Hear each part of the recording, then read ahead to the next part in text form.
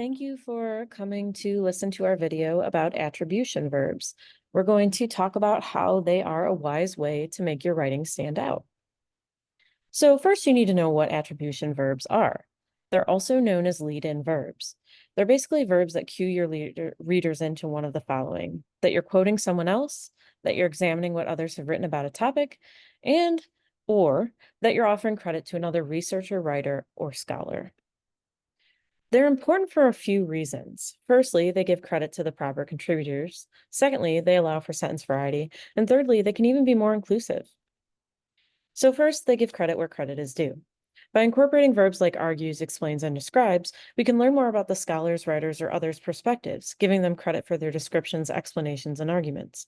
Additionally, your readers will know that what they're reading coming up in your essay will focus on an argument, a concept, or a description.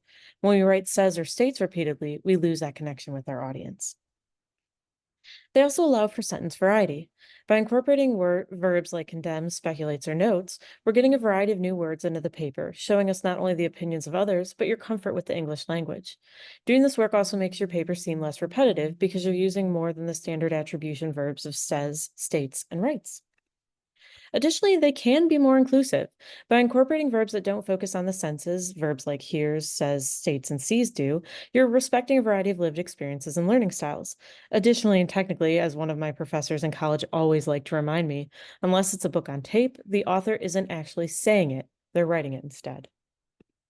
So what are some attribution verbs and how should we use them? Good question.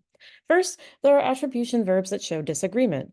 These are used to show when a source disagrees with the prevailing notions in their field and/or research. Verbs like argues, condemns, denies, derides, disputes, disagrees, and rejects are all great examples of attribution verbs that show disagreement. So, for example, Wu et al. Reject the hypothesis laid out in Jones, instead arguing that. By using these two words, we know that we're going to see something different than what other scholars have said before. But sometimes we want to see when things are the same. We want to see when there's agreement on prevailing notions or research in the field. So verbs like agrees, concedes, defends, and relates are great attribution verbs in that case. Hansen agrees with the prevailing wisdom, defending the concept of, insert here. We know now that Hansen is going to show us something that agrees with what others in the field have said, and we're ready to read with that information in mind. There's also times when attribution verbs can create a niche. These are verbs that are used when a source is offering new information on a topic. Examples include adds, claims, concludes, holds, finds, observes, speculates, and suggests.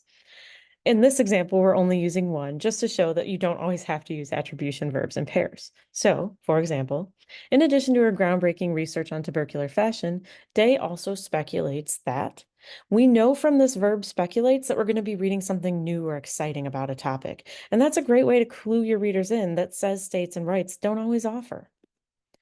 Thanks for listening. If you have questions or would like a copy of these slides, please email me, Professor Scanlon, at scanlon1@kenyon.edu. If you have more questions on attribution verbs, you should come to Chalmers Library Floor 2 to chat with a Writing Center tutor. We open the second week of every semester. Remember, the Writing Center is OWL, your writing presentation and presentation support in one place. Take care.